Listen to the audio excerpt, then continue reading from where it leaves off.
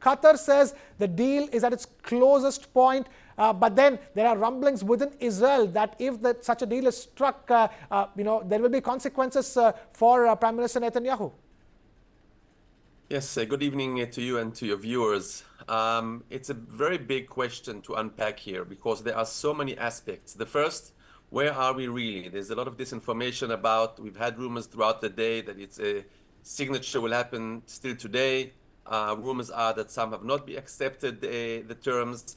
So that is one thing that is not clear. Second thing that is not clear and is important are the terms, because every word that you mentioned in the outline that you proposed has many different interpretations.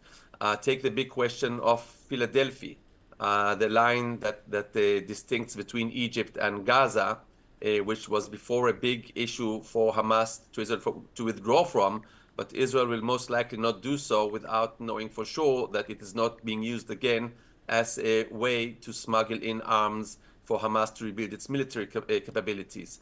So the question is that considered an area that is populated or not? And then the timeline and when everything comes. So the details are not clear. And the last thing that is not clear, which you alluded to at the end of your question, is what's going to happen in Israel politically wise. Of course, whatever agreement Netanyahu comes to now will have a majority in Knesset, in Israeli parliament. With many of the opposition parties voting for. But some of the right-wing parties are opposed to this agreement. And there are two reasons mainly used by the opponents of the agreement in Israel. One is, in general, no, we have to win over Hamas, dismantle Hamas, and not let Hamas rebuild itself, which is a likely consequence of this agreement as it sounds right now. The other problem is that this deal only promises the first 30-something hostages. How do we know we will get the rest, and how is that going to happen? So there are voices here also from the opposition and the families who are opposing this, of course, the ones whose families are not going to be released on the first round. And then, of course, Israel has yet not received a list of who is alive and who isn't. So that's another question that we still have to deal with. So there are many, many questions here at bay. The right-wing parties, the two parties which are threatening to vote against. The question is, will they just vote against and then it will pass both in government and in parliament? Or will they leave the coalition?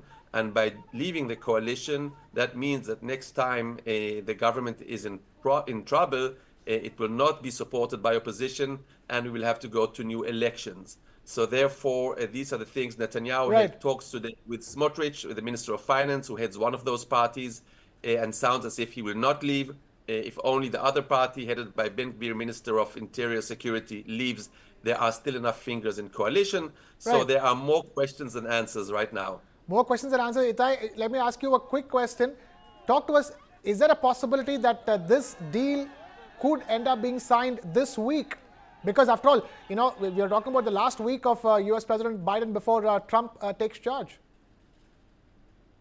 Yes, so certainly this deadline has been looming for a long time, and that is the reason why we are hearing much more hype about it, and it actually makes this much higher possibility than it was before.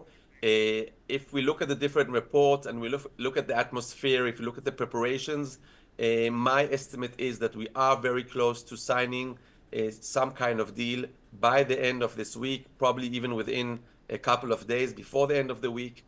And this deal will then start implementation a few days after. And next week, we will already see if it's happening or not. And that is just in time before Biden steps down and Trump steps in. And remember, Trump had this big warning for the entire region that all hell will break loose if the issue isn't resolved by the time he steps into office.